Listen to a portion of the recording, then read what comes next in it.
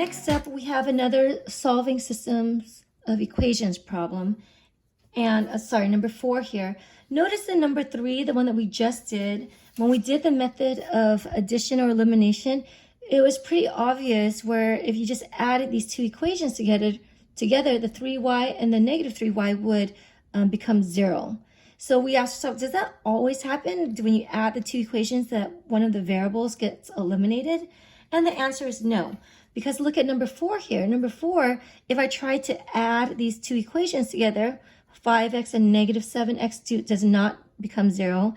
8y and 6y does not become 0. So here, when we add the two equations together, the variable does not automatically get eliminated. So we have to do something a little bit more creative. So here in question 4, I'm just going to rewrite it. So reminding you that we have 3 ways of solving systems of linear equations.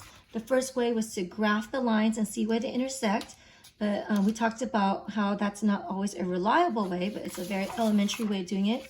The second way is a method of substitution, and we do that when you have an x or y equal to something. You can simply just plug it in, substitute it into the other equation. And then the last method was the method of addition or the method of elimination, where when the x's are lined up, the y's are lined up, and the numbers are lined up, you add the two equations together, and what your goal is to eliminate one of the variables. So here, notice that the x values, the y values, and the numbers are lined up, so we are going to use the method of elimination. So here, when I try to add it up together, we talked about how the variables will not be eliminated. So what we're going to need to do is, so if the variables don't eliminate initially by adding the two equations,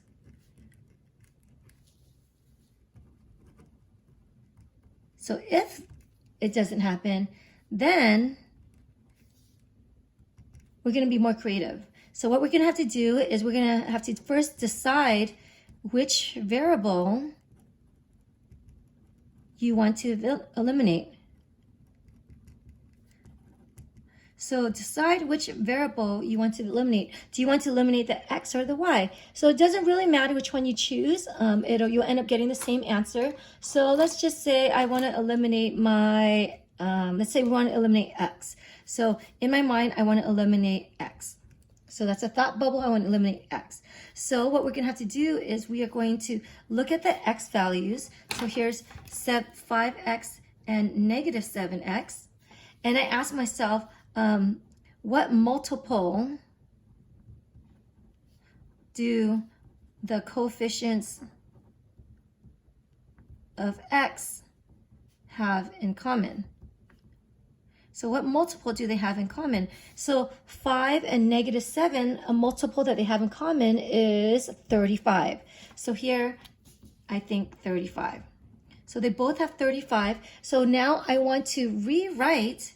So what my goal is now is to manipulate or rewrite the equations so that we have a 35x and we have a negative 35x. Because if you have a 35x and a negative 35x, and if you add them together, it will become 0. So in our mind, we're thinking 35x and negative 35x. That's what we want to manipulate these two equations to become. So here, to make 5x become, say, a 35x, I need to multiply 5x by 7. So I need to multiply this by 7. So this whole thing I need to multiply by 7. And if I multiply this whole thing by 7, I get 35x. 7 times negative 8y is negative 56y is equal to 7 times negative 17. And I can't do that in my head. So 17 times 7, I'm going to get negative 119. So that's the first equation. The second equation, I'm going to multiply the second equation by, so I want this to become a negative 35x, right? So here I want this to become a negative 35x. I'm going to multiply this by 5. So I ask myself, what do I need to multiply by to get a negative 35x? I multiply by 5. So when I multiply these together, I get negative 35x. And again, whatever you do to one thing, you have to do to the entire equation, right? 5 times 6y is 30y, and 5 times 3 is 15. So I have now manipulated the first two equations to become this, right? So now, these equations are just a multiple of these equations. If you simplify them, it'll become this. So they're actually the same equation, just written in another form. So now I can add these two equations together. So once I have them, the two x values as opposites of each other, now I can add the two equations together. So I highly recommend that you take notes as you're watching these videos, because these notes are going to help you remember what to do.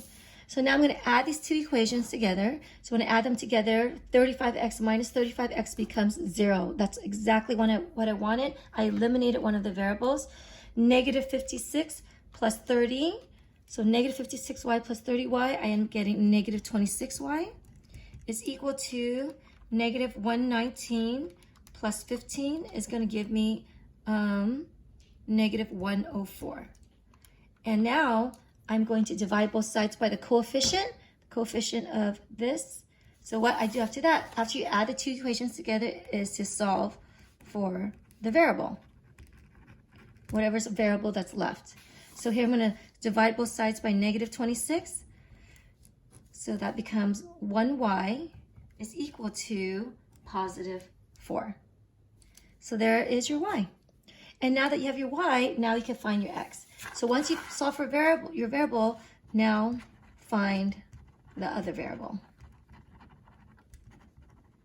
So now that I have y, I need to find out what x is. So I could plug it into either equation. It doesn't matter which one. I'll just pick the top one here. Doesn't matter. 5x minus 8y is equal to negative 17. I'm going to plug in the 4 in its place to solve for it. So I get 5x minus 32 is equals to negative 17. I'm going to add 32 on both sides in order to isolate my x. So I get 5x is equal to 32 minus 17 is 15. Divide both sides by 5. As a result, we get x is equal to 3. So our answer then is x equals to 3 and y equals to 4, or you could write it as 3, 4. That this is where these two lines intersect.